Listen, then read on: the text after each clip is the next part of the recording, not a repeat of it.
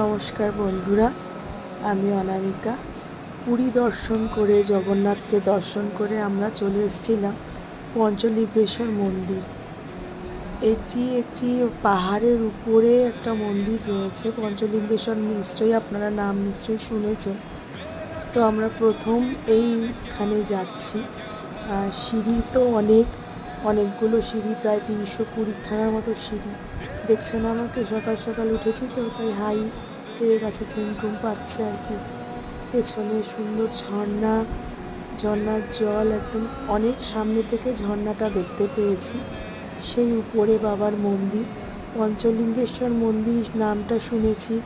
ঝর্ণার মধ্যে বাবার 5টা লিঙ্গ থাকে, সেটা ঝর্ণার ভিতরে হাত ঢুকিয়ে দেখতে হয়। এই যে আমি এটা করছি, এর ভিতরে বাবা রয়েছে।